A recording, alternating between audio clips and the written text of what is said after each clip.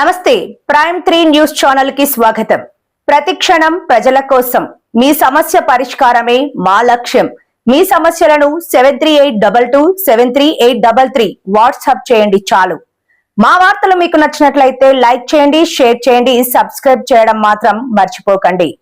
మహిళా రిజర్వేషన్లు వెంటనే అమలు చేయాలని కోరుతూ విజయవాడలో మహిళా సంఘాల ఐక్యవేదిక ఆధ్వర్యంలో జరిగిన కార్యక్రమంలో మాట్లాడుతున్న మహిళా సంఘం నాయకురాలు జి రమాదేవి, నగరంలో ఈ క్షేత్రీయ కళాక్షేత్రం నుంచి అంబేద్కర్ స్మృతి వనానికి ఇంత ఎండలో మహిళలు వీధుల్లోకి రావడానికి ఈ కూటమి ప్రభుత్వం చేసినటువంటి కుట్ర కారణంగానే వీధుల్లోకి రావాల్సి వచ్చింది. 2010లో పాస్ కాబడినటువంటి చట్టాన్ని పక్కన పెట్టేసి మహిళా రిజర్వేషన్ చట్టానికి సెన్సెస్ తోనూ అదేవిధంగా డీలిమిటేషన్ తోనూ లింక్ పెట్టడం ద్వారా ఇది దీర్ఘకాలం అమల్లోకి రాకుండా కుట్రకి పునాది వేశారు. ఈ రోజు ఆయన కన్నీళ్లు కారుస్తున్నారు. పిండాన్ని చంపేశారని. పిండం కాదు, 2010లో అయినటువంటి చట్టాన్ని మీరు 2023లో చేస్తే 2024లోనే 181 స్థానాలు వచ్చేవి.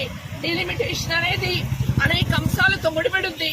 ఈ దేశ ప్రజాస్వామిక హక్కులతో, రాష్ట్రాల హక్కులతో ముడిపడి ఉన్నటువంటి అంశం. ఈ అంశం అనేది ఒక ఉమ్మడి ఏకాభిప్రాయం సాధించడానికి సుదీర్ఘకాలం పడుతుంది. అందువల్ల మీరు ఇక్కడ రాష్ట్ర ప్రభుత్వానికి కూడా మేము అప్పీల్ చేస్తున్నాం, చంద్రబాబు నాయుడు గారికి కూడా అప్పీల్ చేస్తున్నాం, జగన్ కూడా అప్పీల్ చేస్తున్నాం.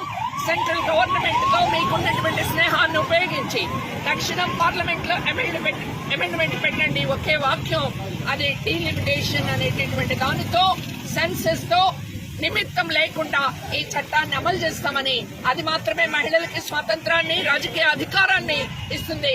మీరు ఈ రోజు కళ్యాణ లక్ష్మిలో మరొకటో ప్రకటించడం కాదు, ఈ రాష్ట్రంలో ఉన్న, ఈ దేశంలో ఉన్న మహిళలకి స్వేచ్ఛ ఇవ్వాలని చెప్పేసి డిమాండ్ చేస్తాం.